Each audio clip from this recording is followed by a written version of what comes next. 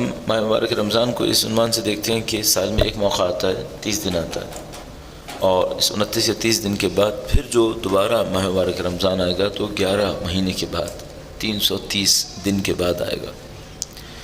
اس 30 دن میں کیا ہونا ہوتا ہے جو 330 دن تک باقی رہے؟ کیا ہوگا؟ یعنی مثال کے طور پر فرض کریں میں کسی ویکیشن کے موقع پر کہیں چھٹی کے لیے جاتا ہوں، اور چھٹیوں کے اوپر جانے کے بعد مثال کے طور پر بچے ویکیشن پہ جانے کے بعد اگلے سال جانتے ہیں اگلے سال تک اب یہ موقع بظاہر نہیں آئے گا، تو اس سے کیا سوچ رہے ہوتے ہیں؟ چونکہ مثلا آپ گئے، آپ سمندر کے کنارے بیٹھے تھے، تو کیا اب سارے سال سمندر کے کنارے بیٹھے رہیں گے؟ نہیں، 2-3 دن میں واپس آ جائیں گے، ہفتے بھر میں واپس آ جائیں گے۔ تو ہونا کیا ہے؟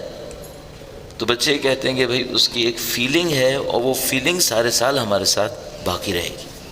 مثلا اس کی کچھ پکچرز لے لیتے ہیں، کچھ ویڈیوز بنا لیتے ہیں، اس کے کلپس وغیرہ ہوتے ہیں، وہ کہتے ہیں یہ اگلے سال تک ہمارے ساتھ یہ فیلنگ باقی رہے گی۔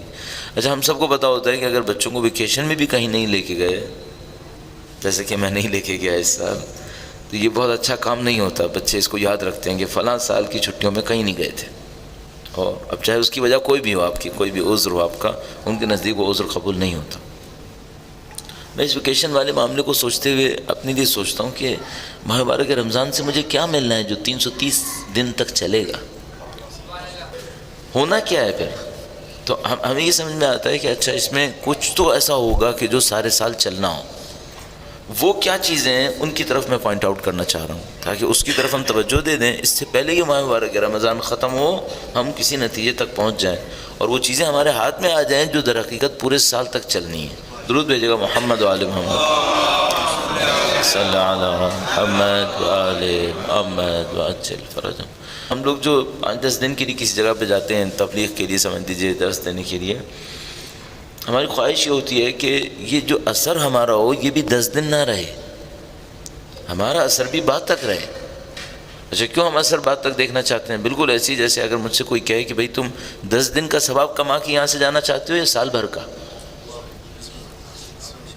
تو میں کہوں گا میں سال بھر کا سوال کما کے جاؤں گا، ایسے تھوڑی کہ میں 10 دن کا کما کے چلا جاؤں گا۔ مجھے ایک اچھے انویسٹر کی طرف پلاننگ کرنی چاہیے جس کے پاس کیپٹل کم ہوتا ہے لیکن ریٹرن زیادہ چاہتا ہے۔ تو میرا کیپٹل 10 دن ہے لیکن مجھے ریٹرن پورے سال چاہیے، تو میں کیا کروں گا؟ میں یہ کروں گا کہ جو میرے آڈینس ہیں ان کے اندر کوئی ایسی ترکیب بناؤں، کوئی ایسی تبدیلی ڈالوں کہ میرے جانے کے بعد بھی اس کا اثر چلتا رہے، پھر اس کا ثواب مجھے ملتا رہے گا۔ اچھا، ماہ مبارک رمضان کے ساتھ بھی یہی ہونا ہے۔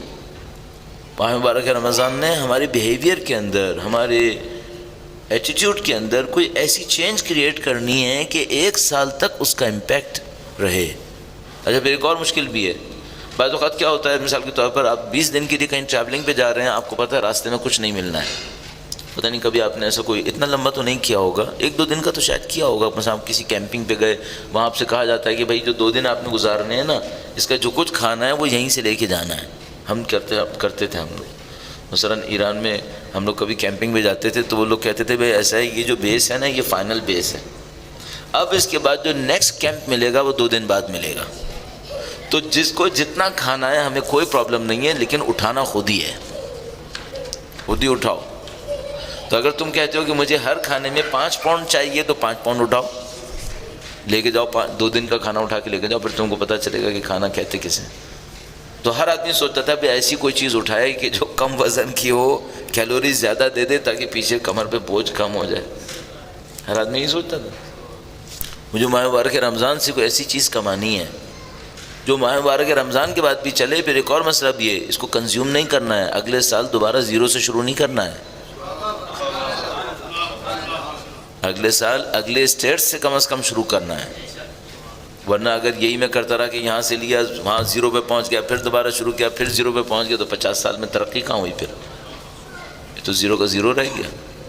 بس آپ سمجھیں ہمارے پاس 2 ٹاسک ہیں۔ نمبر 1، ماہ مبارک رمضان اسی مہینے میں ختم نہ ہو جائے، چلے، نمبر 1، اور چلے بھی ایسا نہ چلے جو کنزیوم ہو جائے اور اگلے ماہ مبارک رمضان پہ ختم ہو جائے، بلکہ نہیں، وہ جب ہم اگلے ماہ رمضان پہ پہنچیں تو اس پہلی سے اونچی جگہ پر ہوں تاکہ ترقی نصیب ہو۔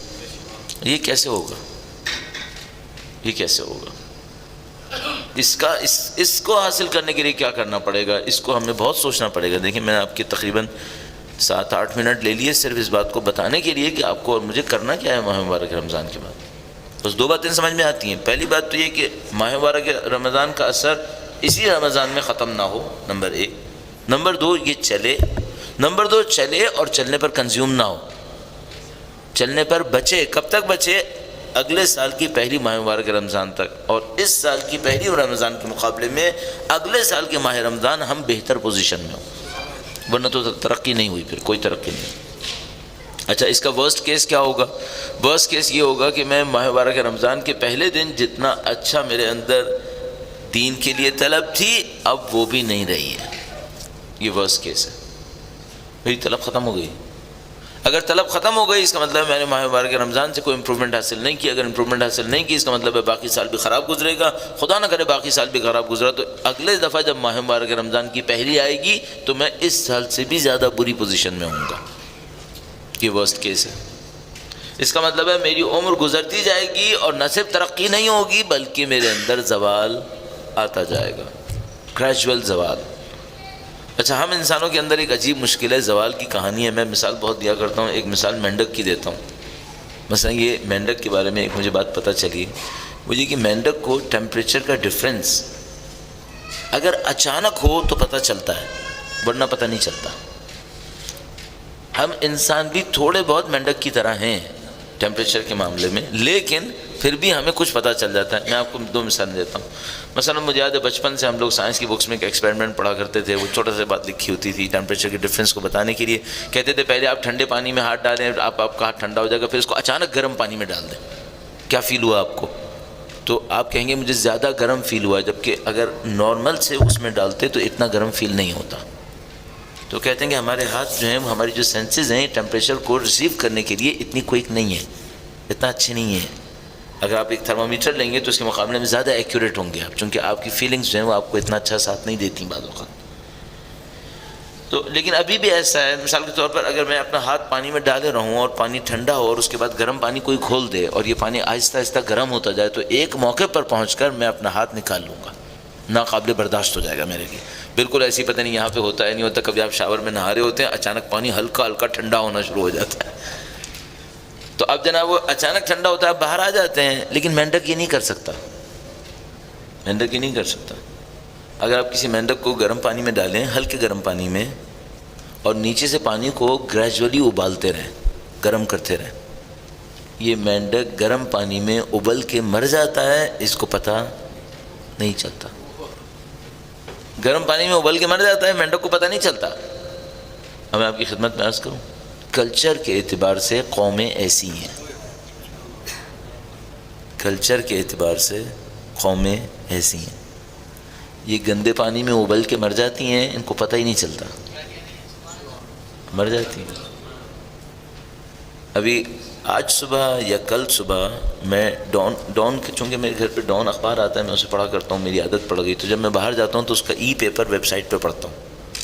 تو میں اس کا ای پیپر پڑھ رہا تھا تو ڈان کے اندر ایک کالم آتا ہے 50 سال پہلے، ایگزیکٹلی 50 ایئرز بیک کیا ہوا تھا، ان کا اخبار چلتا تھا تو وہ پچھلے والے سے نکال کے لگاتے ہیں اس کے اندر۔ تو اس میں پڑھ رہا تھا 1964 میں اس ٹائم پر ٹیلی ویژن آیا تھا، 1964 میں ان دنوں میں ٹیلی ویژن آیا تھا۔ اس کی براڈ کاسٹ پہلے لاہور اور ڈھاکہ سے شروع ہوئی تھی، اور کراچی کے بارے میں ایکسپیریمنٹل بیسس پہ کرنے کے بعد انہوں نے کہا تھا اس کو بھی کچھ کریں گے۔ ایک جاپنیز کمپنی کو ٹھیکہ دیا گیا تھا جس نے اس کام کا کوئی پیسہ نہیں لیا تھا، خدمت خلق کی خاطر اس نے ٹیلی ویژن ہمیں دے دیا تھا، کوئی پیسہ نہیں لیا تھا اس نے، اور کہا کہ ہم آپ کو یوں ہی دے دیتے ہیں، پسند آئے تو لے لینا، نہیں پسند آئے کوئی بات نہیں، ہمارے پیسے ضائع۔ ان کو پتا تھا کہ افیون کہیں سے تو لگانی ہے نا۔ اچھا جب ٹی وی آیا تھا تو اتنا وحشت ناک تھا جتنا ابھی ہے نہیں، ہم گندے پانی میں ابل گئے اور مر گئے اور ہمیں پتہ ہی نہیں چلا۔ سب کے ساتھ ایسا ہی ہوا ہے۔ یہ جو 50 سال پہلے انگلینڈ میں ٹیلی ویژن آیا تھا تو اتنا وحشت ناک نہیں تھا، حتیٰ امریکہ وغیرہ کے اندر اتنا وحشت ناک نہیں تھا، یہ شروع میں اتنا خراب نہیں ہوتا۔ یہ قومیں اچانک نہیں ابلتی ہیں، آہستہ آہستہ گندے پانی میں ابلتی ہیں۔ اچھا مجھے ایک اور ڈر لگا ہوا ہے، مجھے کہ ماہ مبارک رمضان ختم ہو گیا اور میں گندے پانی میں ابلتا رہا تو مجھے پتہ چلے گا؟ یہ ایک اور پرابلم ہے جو مجھے ماہ مبارک رمضان کے بعد کے لیے بچا کے رکھنی ہے. وہ کیا ہے؟ وہ یہ کہ میرے پیرامیٹرز ڈیفائنڈ ہوں جن سے مجھے اپنے آپ کو ایویلویٹ کرتے رہنا ہے. ڈیفائنڈ پیرامیٹرز، ان پیرامیٹرز کی بیس پر میں اپنے آپ کو ایویلویٹ کرتا رہوں گا کہ بھائی میں اسپرٹ آف رمضان سے دور ہوں یا نزدیک ہوں. تو ابھی میرے پاس 3 ٹاسک ہو گئے. نمبر 1، ماہ رمضان یہیں پہ ختم نہ ہو، نمبر 1. نمبر 2، ماہ رمضان چلے اور چلے تو کنزیوم نہ ہو، اگلے سال کے لیے بچے. نمبر 3، کوئی پیرامیٹرز میرے پاس ایسے ہوں کہ اگر میں اپنی ایویلویشن کے اندر دیکھوں کہ میں نیچے جا رہا ہوں تو مجھے فوراً پتہ چل جائے کہ بھائی میں نیچے جا رہا ہوں، معاملہ اچھا نہیں چل رہا. درود بھیجے گا محمد و آل محمد، صلی علی محمد و آل محمد. ماہ مبارک رمضان سے لے کر اگلے ماہ مبارک رمضان تک ایک پریکٹس دے دیتا ہوں، اور یہی آپ کا پہلا پیرامیٹر بھی بن سکے گا. ایویلویشن کا پہلا پیرامیٹر یہی بن سکتا ہے. وہ کیا ہے؟ پوری توجہ دیں کہ آپ کی نماز میں توجہ کیسے بڑھے گی. پوری آپ اپنی فوکس، اٹینشن جتنا آپ کے اندر ہے اس کے اوپر لے آئیے کہ آپ کی اور میری نماز میں توجہ کیسے بڑھے گی. مثلا میں اور آپ مغرب کی نماز فرض کر لیجئے، 3 رکعت نماز مغرب کی ہم نے 5 منٹ میں پڑھنی ہے. 5 منٹ میں پڑھ لیتے ہیں ہم لوگ معمولاً گھروں کے اندر جب پڑھ لیتے ہیں. جماعت میں ذرا ہلکا پڑھتے ہیں، گھر میں ذرا سا تیز پڑھ لیتے ہیں. یہ جو 5 منٹ میں ہم نماز پڑھتے ہیں کتنی دیر اس میں توجہ دے پاتے ہیں؟ کتنے منٹس؟ 5 منٹ میں سے بھی. تو ابھی ہم یہ سوچیں کہ یہ نماز اللہ کا اتنا بڑا حکم ہے، 60 دفعہ سے زیادہ قرآن کریم میں اس کا حکم آیا ہے، کتنے منٹس توجہ دے پاتے ہیں؟ اچھا اس کو بھی چھوڑ دیتے ہیں، کتنے منٹس توجہ دے پاتے ہیں؟ توجہ دینی کیسے ہے؟ دیں کیسے؟ 2 کام کر لیں توجہ دینے کے لیے. پہلا کام یہ کر لیں کہ یہ سوچیں کس کے سامنے کھڑے ہیں، اس کو بار بار سوچتے رہیں. ٹھیک ہے؟ پہلا کام یہ کر لیں، آپ نماز شروع کرنے لگیں، جیسے آپ تکبیرۃ الاحرام کہنے والے ہیں یا مثال کے طور پر قیام کے اندر ہیں، کہیں پر بھی ہیں نماز کے اندر، جتنا ممکن ہے اس بات کو سوچتے رہیں کس کے سامنے کھڑے ہیں. کس کے سامنے کھڑے ہیں؟ اسی کے سامنے کھڑے ہیں جس کے سامنے میدان حشر میں کھڑا ہونا ہے. اسی کے سامنے کھڑے ہیں جو قبر میں حساب لے گا. اسی کے سامنے کھڑے ہیں جس کے ہاتھ میں سب کچھ ہے، دنیا اور آخرت کی ہر چیز اسی کے پاس ہے، سب کچھ اسی کے ہاتھ میں. اس کے سامنے کھڑے ہیں. اچھا مثال کے طور پر میں خدا کے سامنے کھڑا ہوں اور میں اپنی کسی فرض کر لیں بزنس کے بارے میں سوچ رہا ہوں، تو اس بزنس میں کامیابی کس نے دینی ہے؟ اسی نے دینی ہے. تو تمہیں بزنس بھی چمکانا ہے تو اس کے سامنے کچھ کرو، ورنہ بزنس بھی ڈوب جائے گا. اچھا ایک قانون میں آپ کی خدمت میں عرض کرتا چلوں. قانون یہ ہے کہ جس چیز کو آپ خدا کے مقابلے میں ترجیح دیں گے وہ چیز بے عزتی دے دے گی. جس چیز کو خدا کے مقابلے میں پریفرنس دیں گے وہ چیز آپ کو بے عزتی دے گی. وہاں سے عزت نہیں آتی، زندگی تنگ ہو جائے گی. مثلا میں نماز پڑھنا چاہتا ہوں، اچانک میرا بزنس بیچ میں رکاوٹ بن رہا ہے، میں بزنس کی خاطر نماز کو دیر کیے جا رہا ہوں. اب بزنس سے عزت ملے گی؟ بے عزتی ملے گی. اب یہاں سے بے عزتی آنے والی ہے. تو میں بعض اوقات بچوں سے کہتا ہوں، فٹ بال کا میچ دیکھ رہا تھا کوئی بچہ میرا، اس کی ٹیم، ظاہر اپنی ٹیم کے لیے مر رہے ہوتے ہیں آج کل کے بچے. تو میں نے اس سے کہا اپنی ٹیم کو جتانا چاہتے ہو یا ہرانا چاہتے ہو؟ کہنے لگا جتانا چاہتا ہوں. میں نے کہا بیٹا نماز پڑھ لو ورنہ یہ بھی ہار جائے گی. یہاں پہ نماز کے مقابلے میں مت لاؤ اس کو. اچھا ایک اور بات مجھے پتہ ہے، بعض اوقات میں نماز میں خدا کے مقابلے میں کسی چیز سے مجھے خوشی ملنے والی ہوتی ہے، نعوذ باللہ تعالیٰ، جو نہیں مل سکتی لیکن میں سوچ رہا ہوتا ہوں کہ ملنے والی ہے. مثلا کسی چیز میں مجھے بہت مزہ آ رہا ہے، کوئی پروگرام دیکھ رہا ہوں جس میں مزہ آ رہا ہے، کسی بندے سے ملا ہوں جس سے بہت مزہ آ رہا ہے، کوئی کتاب پڑھ رہا ہوں جس سے بہت مزہ آ رہا ہے. اب میں دیکھتا ہوں اگر میں خدا کی طرف جاؤں تو یہ مزہ ہاتھ سے نکل جائے گا. تو ابھی پھر میں ایک اور بات بتاؤں گا، ہر وہ لذت جس کو خدا کے مقابلے میں لینے کی کوشش کریں گے اس لذت سے کچھ نصیب نہیں ہوگا، وہ لذت بھی جائے گی. ہر چیز جو خدا کے مقابلے میں لائیں گے نا اس سے کچھ نہیں ملے گا، اس سے معاملہ خراب ہو جائے گا. اور ہماری زندگی میں بہت سارے معاملے اسی وجہ سے خراب ہوتے ہیں کہ ہم اس کو خدا کے مقابلے میں لے آتے ہیں. خدا کے مقابلے میں نہ لائیں، صحیح چلتا رہے گا. پہلا کام یہ کریں، اپنی نماز کے اوپر توجہ دے دیجیے. نماز پہ توجہ کیسے دیں گے؟ میں نے آپ کی خدمت میں عرض کیا، یہ سوچ کر توجہ دیں کہ کس کے سامنے کھڑے، اس کو زیادہ سے زیادہ سوچیں. اور ساتھ میں یہ قانون ذہن میں رکھیے گا کہ آپ کہیں اور سوچ رہے ہیں نا، تو جس کے بارے میں خدا کے مقابلے میں سوچ رہے ہیں وہ آپ کے ساتھ نہیں رہے گی، اس سے آپ کو بے عزتی ملنے والی، آپ کو کوئی فائدہ نہیں ہوگا. بس پہلا کام یہ کریں. دوسرا کام کیا کریں؟ نماز میں توجہ دینے کے لیے جتنا ممکن ہے اپنے الفاظ کے کم سے کم معنی کو سوچتے رہیں، جتنا ممکن ہے. مثال کے طور پر میں نے ہاتھ کھڑے کیے، میں نے کہا اللہ اکبر. اللہ اکبر کا مطلب تو پتہ ہے نا، عربی جاننا تھوڑی ضروری ہے اس کے لیے. بسم اللہ الرحمن الرحیم معلوم ہے، الحمدللہ رب العالمین یہ بھی معلوم ہے. شاید بعض چیزوں کے اوپر توجہ نہ ہو. بحول اللہ وقوتہ اقوم واقعد، بہت خوبصورت جملہ ہے. اللہ کی مدد سے، اس کی طاقت سے کھڑا ہوتا ہوں اور بیٹھتا ہوں. کتنا خوبصورت جملہ. جتنا ممکن ہے نماز کے مفاہیم پر، ترجموں پہ کم از کم توجہ دیتے رہیں. مفہوم ایک چیز ہوتی ہے، ٹرانسلیشن ایک اور چیز ہوتی ہے. کانسیپٹس ایک مسئلہ ہے، ٹرانسلیشن ایک اور مسئلہ ہے. چلو اگر کانسیپٹس پہ توجہ نہیں دے سکتے، کم سے کم ٹرانسلیشن پہ تو توجہ دے سکتے ہیں. ٹرانسلیشن میں توجہ دیں. اچھا، یہ بھی میں ابھی آپ کی خدمت میں عرض کروں گا کہ اگر تھوڑی دیر کے لیے توجہ باہر نکل جائے پھر کیا کریں؟ چونکہ ہم لوگ یہ کہتے رہتے ہیں نماز پہ توجہ دو، نماز پہ تو سامنے والا کہتا ہے بھائی میں توجہ دینا چاہتا ہوں، ابھی میں تکبیرہ کہتا ہوں میرا دماغ کہیں اور چلا جاتا ہے. اب اس کے لیے میں کیا کروں؟ اس کے لیے ایک ریکمنڈیشن ہے آیت اللہ بہجت کی. آیت اللہ بہجت ایک خط کے جواب میں فرماتے ہیں کہ جب آپ نماز پڑھنے لگیں تو تکبیرۃ الاحرام کہنے سے پہلے وقت کے امام کو پکاریں کہ مولا میری نماز میں میری مدد کر دیں، مجھے آپ کی نصرت چاہیے، مجھے آپ کی نصرت چاہیے. بھائی اگر میں دنیا میں تھوڑا سا مجھے لاس ہونے لگتا ہے تو میں مدد کے لیے بلاتا ہوں یا نہیں بلاتا ہوں؟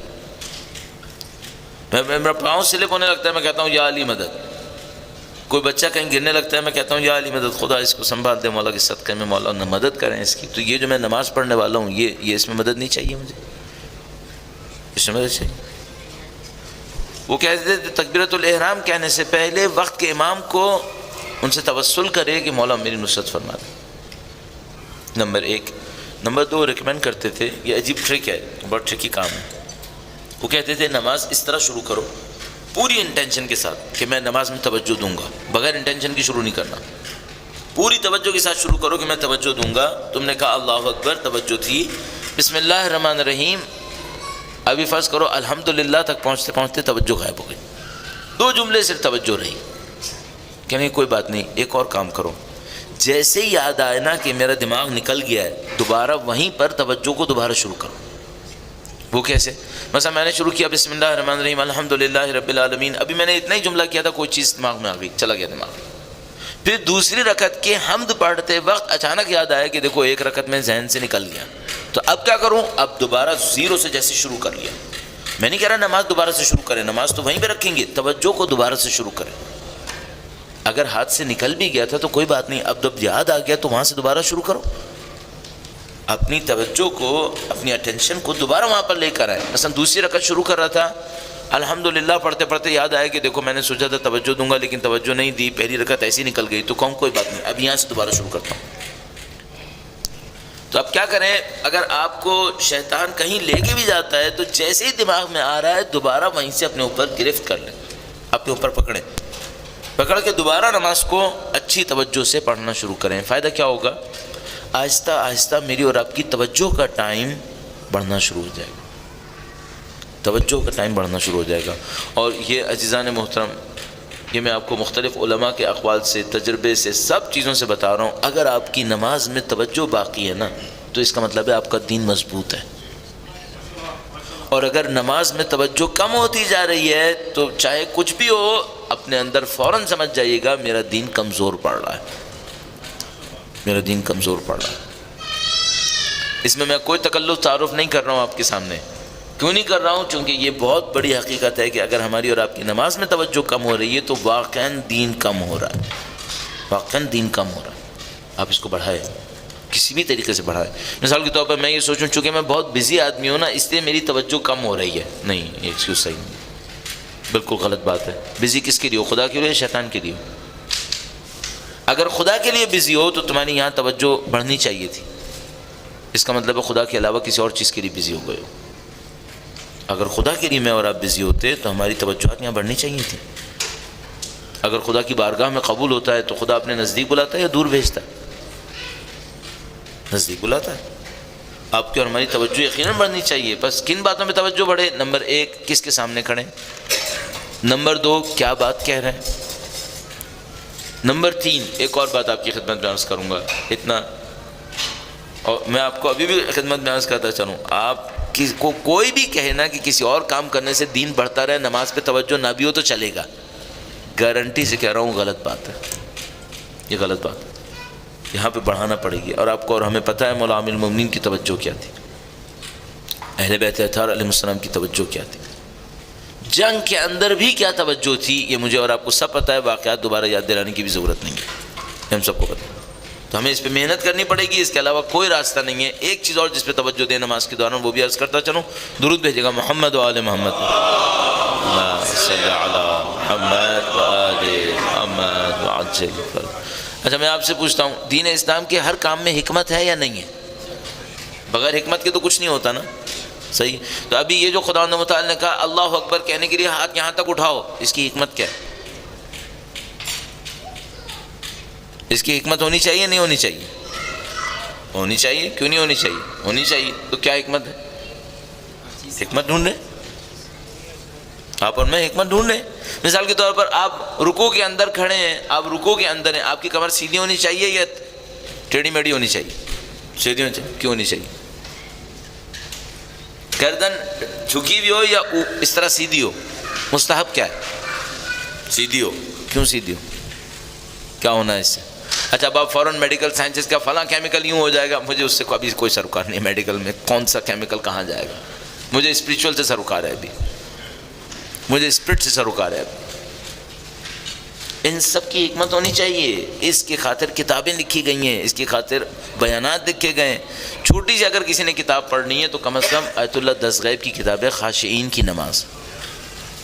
اگر میرے بس میں ہوتا نا تو میں دنیا کے تمام دینی طالب علموں سے کہتا جس دن دینی طالب علم بنو سب سے پہلے یہ کتاب پڑھو. ابھی دینی طالب علم نہ بنے تو نہ پڑھے، نہیں وہ بھی پڑھ لے، فائدہ ہوگا اسے. خاشعین کی نماز اس کو پڑھے. اور کسی نے اعلیٰ مفاہیم پہ جانا ہے، اسرار الصلاۃ آیت اللہ خمینی کی اسرار الصلاۃ، بہترین کتاب. تھوڑا سا اس کے اوپر بھی توجہ دیں، ان کی مصلحتیں کیا ہیں. اچھا یہ سارے جو کچھ میں نے آپ سے کہا یہ آپ کب کریں گے؟ ابھی 10-15 منٹ کے بعد، 20 منٹ بعد ابھی کرنا ہے آپ نے. ایسا نہ ہو میں کہہ دوں میں بھی نہ کروں آپ بھی نہ کریں، یہ نہیں ہونا ہے. جب ابھی مغرب کی نماز پڑھیں گے تو سب مل کے جدوجہد کریں گے کہ اس پہ توجہ دیں گے انشاءاللہ تعالی، تو ہماری نماز انشاءاللہ اللہ کے نزدیک بلند ہو جائے گی انشاءاللہ. مصلحتیں کس قسم کی ہیں خدا متعال کے نظام کے اندر؟ مثال کے طور پر بہت تیزی سے اگر بیان کریں تو کہتے ہیں جب آپ تکبیرۃ الاحرام کہیں نا، ہاتھوں کو کان تک لے کر آئیں اور کہیں اللہ اکبر. تو جو ہاتھ آپ کان تک لے گئے اس کا مطلب کیا ہے؟ خدا میں تیرے سامنے سرنڈر کرتا ہوں، میں تیرا بندہ ہوں، میں جو کچھ کیا غلط کیا، میں سرنڈر، میں تیرا تابع دار ہوں. اگر گناہ کیا ہے نا تو بغاوت میں نہیں کیا، غلطی سے کیا، سرنڈر کرتا ہوں، باغی نہیں ہوں، گناہ گار. ایک دفعہ انسان ریبیلین ہوتا ہے نا، وہ کچھ اور ہوتا ہے، اس کی سزا کچھ اور ہوتی ہے. ایک دفعہ صرف ایک گناہ گار ہوتا ہے. تو میں خدا سے کہتا ہوں خدا میں باغی نہیں ہوں، میں گناہ گار ہوں، یہ دیکھ تیرے سامنے سرنڈر کر رہا ہوں، میں کچھ نہیں ہوں. اللہ اکبر خدا متعال کی کبریائی. اب ذرا سوچیں کہ ہم نماز میں کتنی دفعہ اللہ اکبر کہتے ہیں؟ ایک دفعہ بھی کبریائی ذہن میں آتی ہے؟ ایک دفعہ بھی خدا کی بڑائی ذہن میں آتی ہے؟ اچھا خدا کی بڑائی کیا ہے؟ خدا کی بڑائی یہ ہے کہ 7 ارب انسانوں کو مائکرو سیکنڈ کے اندر ختم کر سکتا ہے. کتنی دیر لگانی ہے اسے؟ قرآن کریم میں ارشاد فرماتا ہے ہم نے جب کسی قوم کو سزا دینی ہوتی ہے تو ہم لشکر نہیں بھیجتے، زمین و آسمان ہمارا لشکر ہے، زمین و آسمان ہمارا لشکر ہے. مثال کے طور پر آپ لوگ اور ہم لوگ موویز وغیرہ کے اندر دیکھتے ہیں نا، کوئی آدمی یوں کھڑا ہوتا ہے، اس نے پتہ نہیں کسی نے اس کا تار نکال دیا، ٹھک سے نیچے گر گیا. خدا کو تو تار بھی نہیں نکالنا ہے، تار وار کچھ نہیں نکالنا ہے اس نے. صرف ارادہ کرنا ہے یہ کائنات نہ ہو، ختم، غائب، جیسے تھی ہی نہیں اصلا۔ 15 ارب سال سے ہم لوگ بیٹھے ہیں اس کائنات کو لے کے، 15 بلین ایئرز بگ بینگ کے بعد، ختم کرنے میں کتنی دیر لگے گی؟ مائکرو سیکنڈ بھی نہیں لگے گا۔ اس کو بنانے میں مائکرو سیکنڈ نہیں لگا تھا تو ختم کرنے میں کتنی دیر لگے گی؟ بنانے میں مائکرو سیکنڈ نہیں لگا تھا، جب یہ بنی تھی تو کیسے بنی تھی؟ یہ سب لوگ قبول کرتے ہیں کہ یہ جو بگ بینگ میں ایکسپلوژن ہوا تھا، دھماکہ ہوا تھا، کتنی دیر میں ہوا تھا؟ عجیب ہے واقعاً، یہ کہتے ہیں 1 ٹریلینتھ آف اے سیکنڈ میں ہوا تھا۔ 1 سیکنڈ کے 1 ٹریلین پیسز کریں اور اس 1 ٹریلینتھ پیس کے 1 ٹریلین پیسز کریں، اس میں یہ دھماکہ ہوا تھا۔ یہ کبریائی ہے خدا کی کبریائی ہے۔ اللہ اکبر، خدا کی کبریائی کو سوچے اور کہ خدا تسلیم تیرے سامنے میں کچھ نہیں ہوں، حقیر فقیر ذلیل میں ہی ہوں۔ اس کے بعد جب کھڑے ہوں تو کیسے کھڑے ہوں؟ علماء بیان کرتے ہیں، مستحب ہے ہمارے پاس، عجیب جملہ ہے عزیزان محترم، استاد نے ہمارے ظہر عصر کے درمیان تھوڑا سا درس دیا کرتے تھے، بتایا ایک روایت موجود ہے ہمارے پاس، کہنے ایک روایت موجود ہے، ایک آدمی چھٹے امام کی خدمت میں حاضر ہوا، درود بھیجے گا محمد و آل محمد۔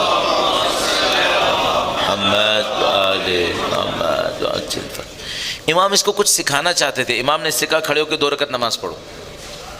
اس نے 2 رکعت نماز پڑھی، جب نماز ختم کی تو امام نے کہا تمہیں اتنا عرصہ ہو گیا ہمارے پاس آتے ہوئے 2 رکعت نماز پڑھنی نہیں آتی؟ 2 رکعت نماز پڑھنی نہیں آتی؟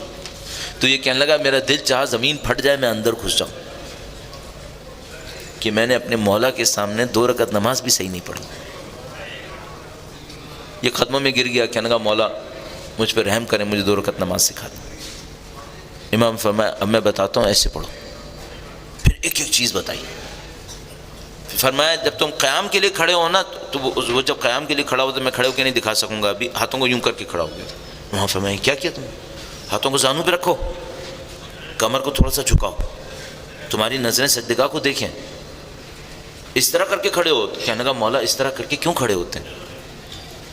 فرمایا اس لیے کھڑے ہوتے ہیں کہ آقا کے سامنے غلام ایسے ہی کھڑے ہوتے ہیں،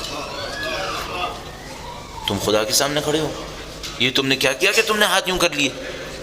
ہاتھوں کو زانوں پہ رکھو، کمر کو تھوڑا سا خم کرو، نگاہ کو اپنے سجدے کی جگہ کی طرف رکھو، ایسے کھڑے ہو جیسے غلام کے سامنے غلام کھڑا ہوتا ہے، مالک تو وہ ہے، تم غلام ہو، ادب سے کھڑے ہو۔ اس نے کہا مولا ٹھیک ہے۔ پھر امام نے کہا اب رکوع کرو۔ کہنے لگا مولا رکوع کیسے کرو؟ امام نے فرمایا بالکل کمر سیدھی کرو، گردن سیدھی کرو، تمہاری کمر کی سیدھ میں تمہاری گردن ہے، گردن چکاؤ نہیں، گردن سیدھی رکھو۔ تو اس نے کہا مولا گردن سیدھی کیوں رکھتے ہیں؟ اس طرح کی بات ہوئی۔ اب پریسائسلی شاید یہ نہ کہا ہوگا، امام نے پہلے بتا دیا ہوگا، تو اس نے کہا گردن سیدھی کیوں؟ امام نے فرمایا گردن سیدھی اس لیے رکھو، خدا سے کہو خدا ہے میں تیری راہ میں گردن کٹانے کو تیار ہوں، گردن سیدھے رکھو، نیچے نہیں جھکاؤ۔ اچھا نظریں کہاں رکھے؟ کہا نظریں اپنے پاؤں کی طرف رکھو، اپنے قدم کی طرف رکھو۔ پوری نماز کے اندر نظریں جھکائے رکھنی ہے، نظروں کو جھکائے رکھنا ہے۔ بہت بڑے عارف نے کہا تھا میں نے اس پریکٹس سے بہت روحانیت کسب کی ہے، نظروں کو جھکائے رکھو۔ تو کہا رکوع کرو، گردن نکالو، نظریں تمہاری پاؤں کی طرف ہوں، اس طرح ارادہ کرو جیسے خدا ہے میں تیری راہ میں گردن کٹانے کو تیار ہوں۔ اس کے بعد کھڑا ہو جاؤں، سجدے میں جاؤں، کیا سوچوں سجدے میں جاتے وقت؟ سجدے میں، اچھا یہ جو سجدے میں جانے کا عمل ہے یہ ہے کیا اصلا؟ گویا ہمارا موت کی طرف سفر ہے، موت کی طرف سفر ہے، نیچے کی طرف جا رہے ہیں۔ قبر بھی زمین کے نیچے رکھی جاتی ہے نا، تو ایسے جیسے کھڑے سے نیچے کی طرف گئے گویا موت کی طرف سفر کیا۔ تو میں خدا سے کہتا ہوں خدا میں تو مرنے کی طرف جاؤں گا ہی نا، میں تو اینڈ یہی نا کہ میں مروں گا۔ تو میں کھڑا ہوا اور نیچے جھکا اور سجدے میں گیا، اور سجدے میں کیا احساس کروں؟ سجدے میں کہوں خدا سے خدا سب سے زیادہ جو ڈگنیٹی میرے پاس ہے نا میری فور ہیڈ میں ہے، میں اس کو تیرے سامنے تسلیم کرتا ہوں۔ میری ساری عزت، میری ساری ڈگنیٹی، میرا سارا آنر تیرے سامنے خاک میں مل گیا، میں کچھ نہیں، ایکسیپٹ کروں۔ سجدے میں جاؤں تو اپنی ذلت کو قبول کروں۔ بہت خوبصورت ایک مکالمہ ہے، بہت خوبصورت ایک مکالمہ۔ کسی نے پوچھا مولا، یہ شاید اسی روایت میں تھا یا کسی اور میں تھا، کہا مولا 2 سجدے کیوں کرتے ہیں؟ 2 سجدے کیوں کرتے ہیں؟ پھر کسی نے پوچھا مولا 2 سجدے کے درمیان میں استغفر اللہ کیوں کہتے ہیں؟ کہا 2 سجدے کیوں کرتے ہیں؟ دو سجدے کے درمیان میں استغفر اللہ کیوں کہتے ہیں؟ امام نے فرمایا پہلا سجدہ ایسے ہے جیسے تم خاک سے اٹھے دنیا میں آئے. جب دنیا میں آئے نا تو تم خدا سے تھوڑا دور ہو گئے تو تم نے کہا استغفر اللہ، دوبارہ سجدے میں کہا تمہارا دنیا میں اسٹے اتنا ہی ہے جتنا دو سجدوں کے درمیان بیٹھے تھے، بس یہ تمہارا دنیا میں اسٹے. یہ وہ 60 سال ہیں جس کے لیے گردنیں کاٹ رہے ہو ایک دوسرے کی. اتنی حیثیت، کتنی حیثیت ہے اس کی؟ اتنی حیثیت ہے جیسے ایک سجدے سے اٹھے دوسرے سجدے میں دوبارہ ختم. اور اس درمیان میں خدا نے کیا منہ سے نکلوایا ہے؟ استغفر اللہ ربی واتوب الیہ. کیوں؟ جب میں اس دنیا میں آتا ہوں نا تو گناہ پہ گناہ، گناہ پہ گناہ، تو میں کہتا ہوں استغفر اللہ ربی واتوب، خدا تیری پناہ مانگتا ہوں، میں کہاں ہوں. فوراً دوسرے سجدے میں، اور دوسرے سجدے میں جا کے پھر اعتراف کرتا ہوں خدایا میں کچھ نہیں ہوں. فرمایا جیسے یہ جو پہلا سجدہ ہے نا، جیسے تم دنیا کی مادی دنیا سے نکلے، مادی دنیا میں آئے، استغفر اللہ کا، دوسرے سجدے میں گئے تو اس نے کہا مولا یہ تو دوسرے سجدے سے سر اٹھایا، یہ کیسا ہے؟ فرمایا یہ ایسے ہی ہے جیسے اب میدان حشر میں اٹھے ہو. اور میدان حشر میں اٹھنے کے بعد میں فوراً کیا کہوں؟ اشہد ان لا الہ الا اللہ. میدان حشر میں اٹھوں، میدان حشر میں اٹھتے ہی خدا کے سامنے کہتا ہوں خدایا میں گواہی دیتا ہوں تو ہی معبود ہے، تیرے سوا کوئی معبود نہیں. عزیزان محترم، یہ ہمارا سفر ہے نماز کے اندر، اور میں جہاں جاتا ہوں وقت نکال کر آدھا پونا گھنٹہ اس کے اوپر ضرور عرض کرتا ہوں تاکہ ایک مجھے یاد رہے، میں بھول رہا ہوں تو مجھے دوبارہ ریمائنڈر مل جائے. دوسرا یہ کہ اگر آپ کی یہ چیز صحیح ہو گئی اور آپ نے اس کو صحیح کر لیا تو میں آپ کو گارنٹی سے کہہ رہا ہوں آپ کا دین کہیں نہیں جائے گا، سالڈ رہے گا انشاءاللہ تعالی. ہے سالڈ، اور بہتر ہو جائے گا، اور بہتر ہو جائے گا. نماز میں توجہ بڑھائیں، میں اور آپ دونوں محنت کریں اس کے اوپر، ہمیں نماز میں توجہ بڑھانی.